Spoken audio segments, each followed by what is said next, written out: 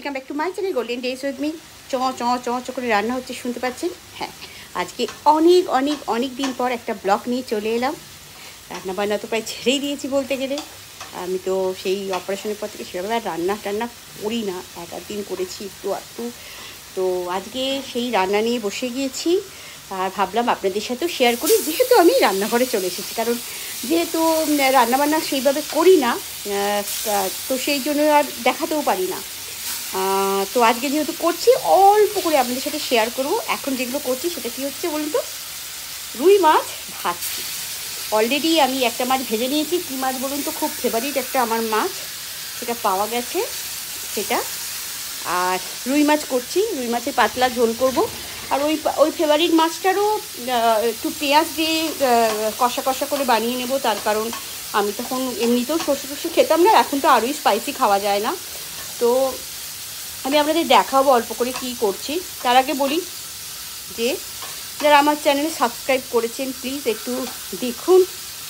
আপনারা কেউ দেখছেনই না ভিডিও, অথচ সাবস্ক্রাইব করেছেন, সাপোর্ট করেছেন। আমি জানি আমি রেগুলার ভিডিও দিতে পারি না, কিন্তু স্টিল অনুরোধ করব যে প্লিজ সাথে থাকুন, পাশে থাকুন। ভালো লাগে তাহলে না, ভিডিও বানাবার এনার্জিও আসে। তো যাই হোক, চলুন একটু ক্যামেরাটা ঘুরিয়ে দেখিয়ে দিই কী করে ফেলেছি অলরেডি আর কি কি করব। এই যে যাতায়াত করতে করতেই রান্না করছি, কারণ রান্না করতে গেলে কল খুলে কিছু ধুতে হয়, হাত ধুতে হয়। আমার আবার সবেতে একটু হাত ধোয়া অভ্যাস। তো চলুন একটু দেখিয়ে দিই আজকে কি রান্না করছি।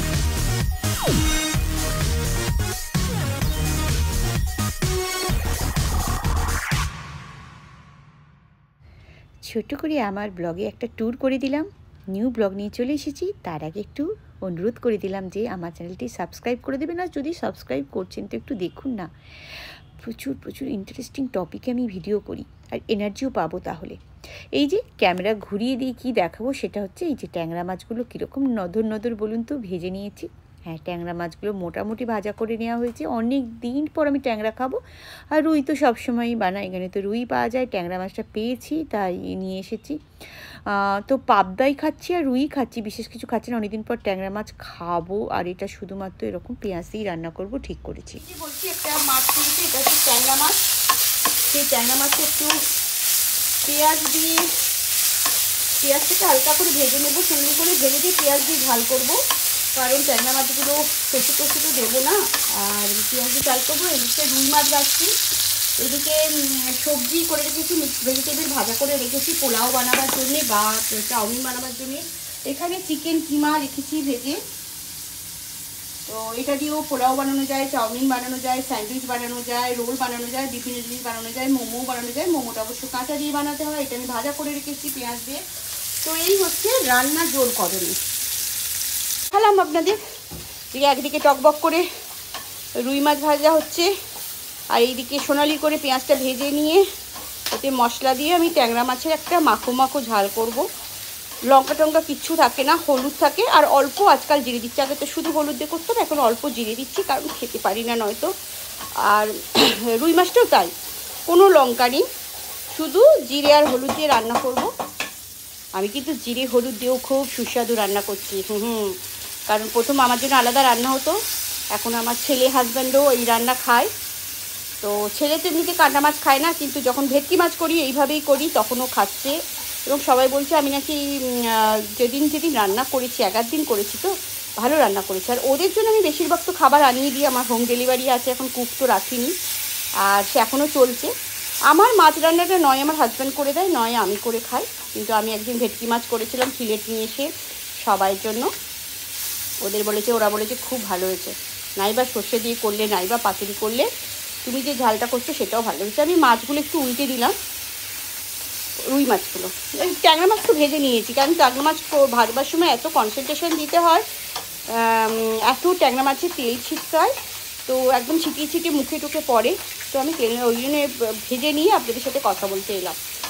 প্রথমে অ্যাকচুয়ালি ব্লগটা যখন বানাবো তখন মনে ছিল না শুরুতে, তারপরে ভাবলাম যে অনেকটা ওই ট্যাংরা মাছটা ভাজা হয়ে যাওয়ার পর মনে হলো যে আমি তো চিকেনটাও করে ফেলেছি, মিক্স ভেজিটেবলও করে ফেলেছি, তাহলে একটা হালকা করে ছোট্ট করে ব্লগ বানিয়ে দিই।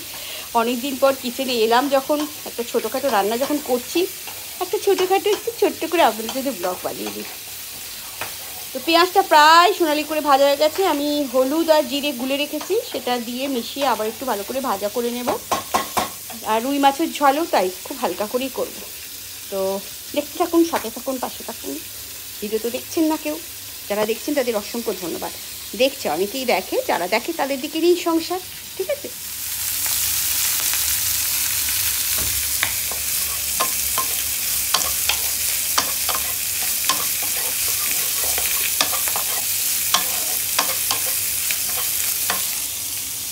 যেখানে হলুদ আর জিরে গুলো দিয়েছেন কতটুকু মশলা,